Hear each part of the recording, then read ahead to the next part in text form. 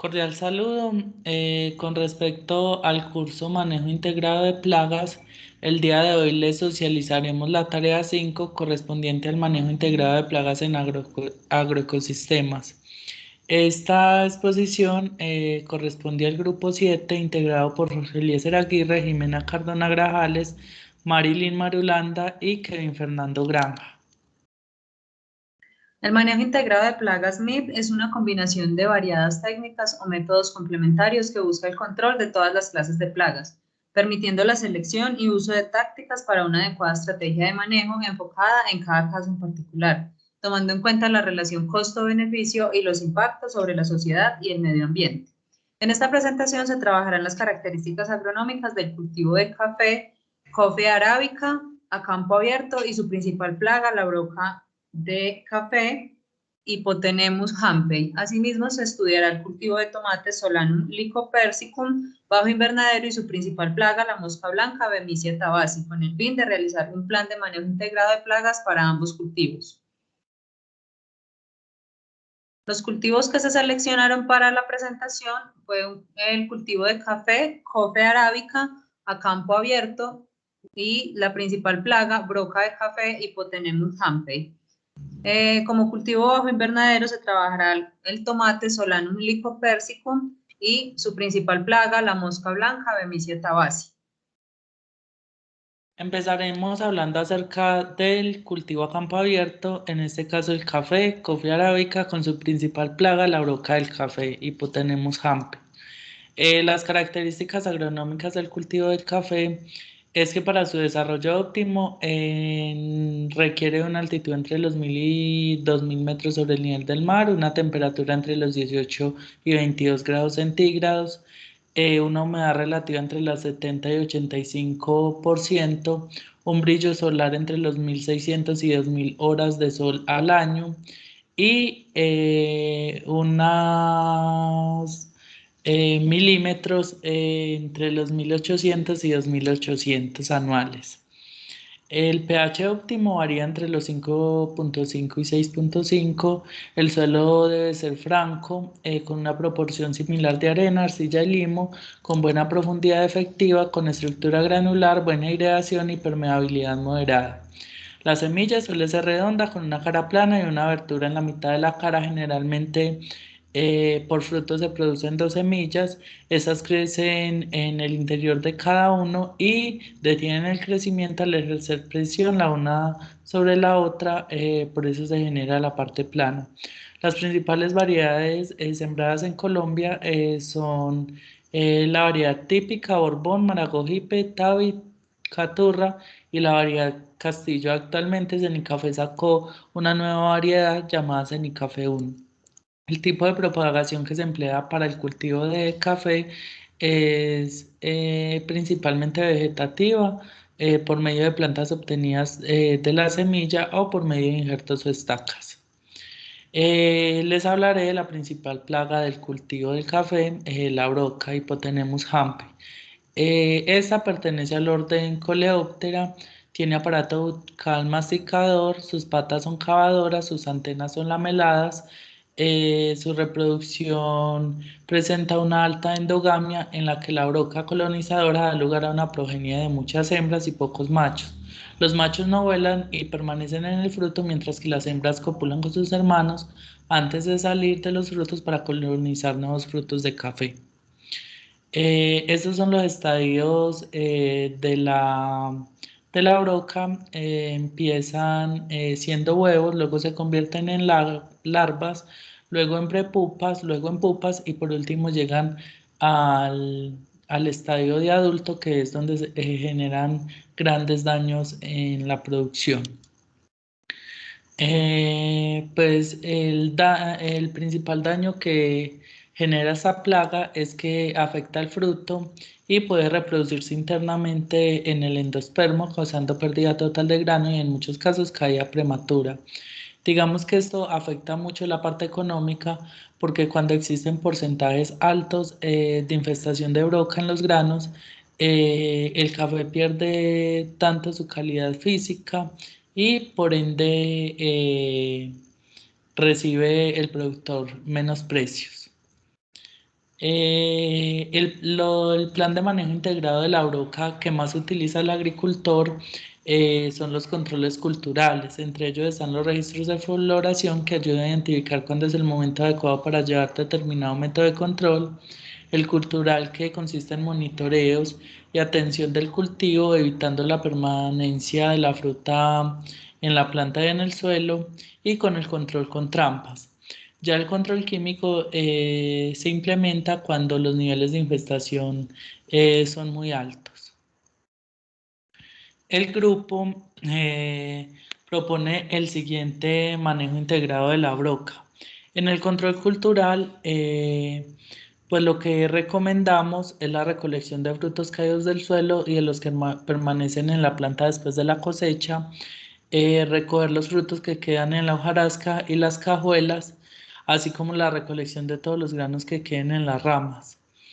También la eliminación de los cafetales abandonados, regular el sombrío con podas y árboles de sombra, realizar una fertilización adecuada y oportuna, distanciamiento de acuerdo a las recomendaciones técnicas, poda de limpieza y renovación y los registros de floraciones.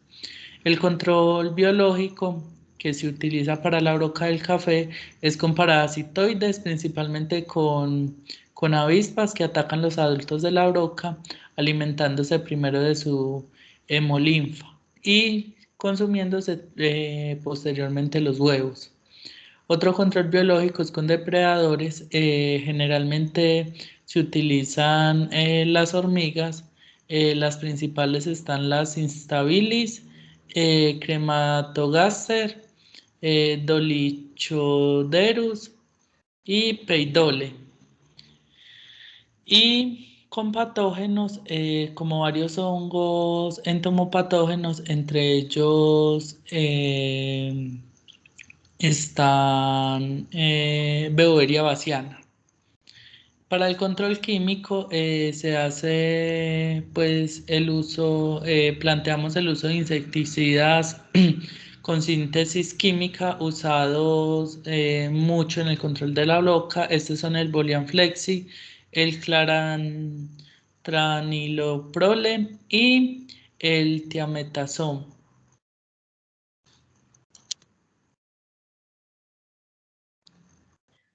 Bueno, ahora vamos a hablar sobre el cultivo de tomates Solanum lycopersicum y su principal plaga, la mosca blanca Bemisia tabaci.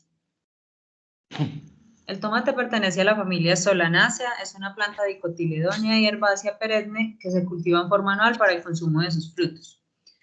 Existen básicamente dos formas en que se pueden ubicar las plantas dentro del invernadero. En cuanto a su distancia de siembra, la primera es mediante surcos individuales, en donde se dejan distancias entre surcos que varían entre 1 y 1.4 metros. Las distancias entre plantas a lo largo de los surcos pueden ir de 30 a 50 centímetros, según la variedad seleccionada. La segunda opción es el trasplante en surcos dobles, en donde se hacen camas en las cuales se dejan de 50 a 60 centímetros entre dos surcos de la cama y de 40 a 50 centímetros entre planta a lo largo del surco. La distancia entre los centros de las camas varía entre 1,40 y 1,60 metros, dejando por tanto caminos de 0,8 a 1 metro de ancho. El tomate crece en temperaturas entre los 20 a 25 grados centígrados en el día y de 15 a 20 grados centígrados en la noche. La humedad relativa óptima se ubica entre 60 y 80%, en la que favorece el desarrollo normal de la polinización y garantiza una buena producción.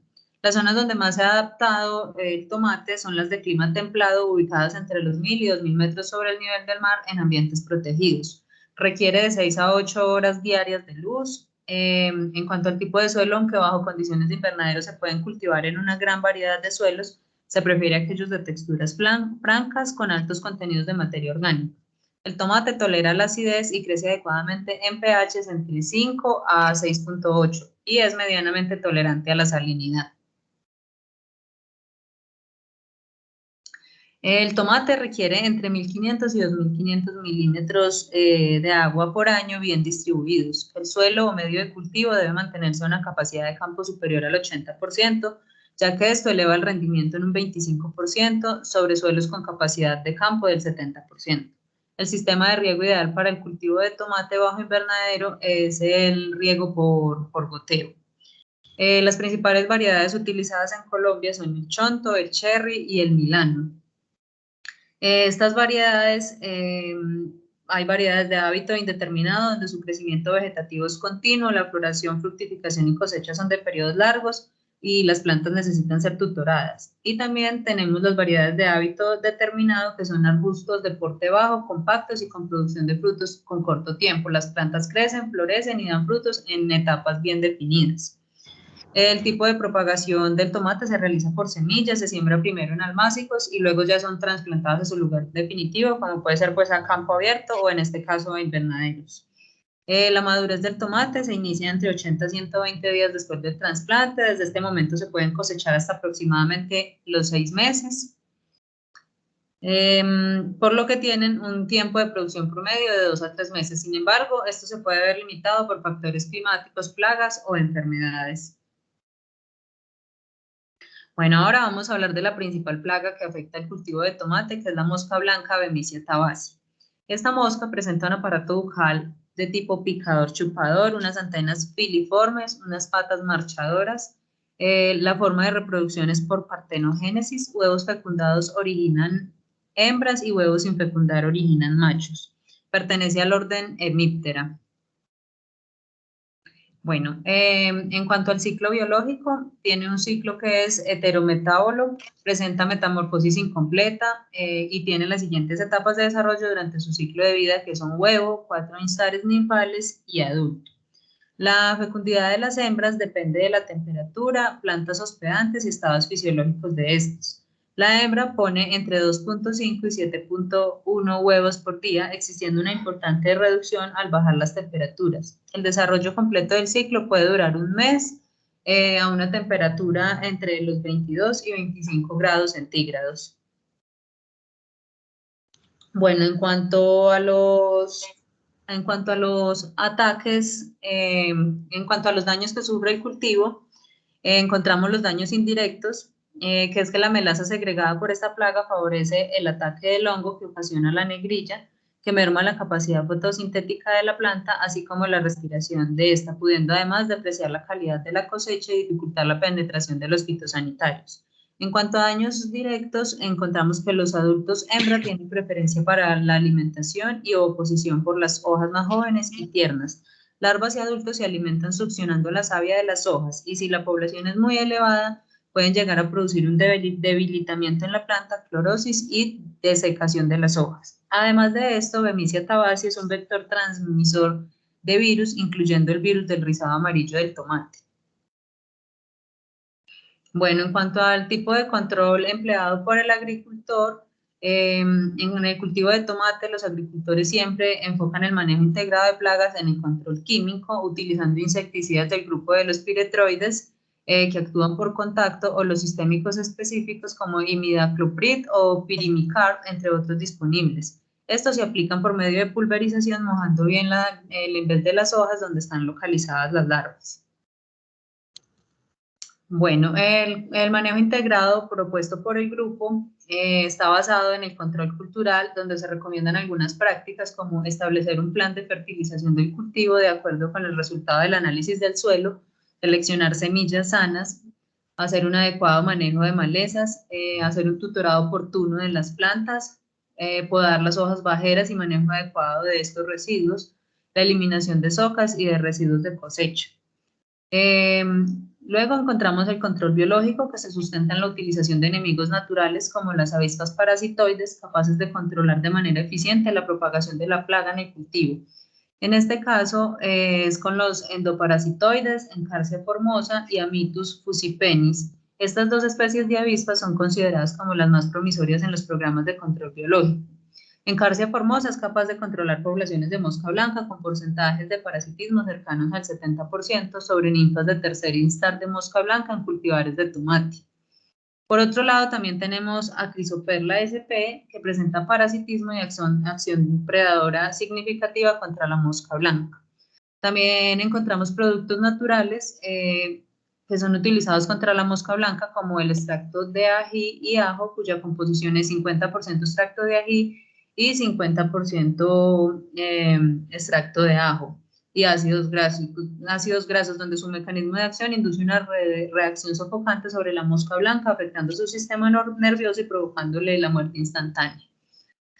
También proponemos un control etológico con la utilización de trampas cromáticas amarillas de monitoreo y control para la captura de estados adultos de mosca blanca, ubicando las trampas de color amarillo con pegante distribuidas dentro del lote, y se recomienda en promedio 20 trampas por hectárea.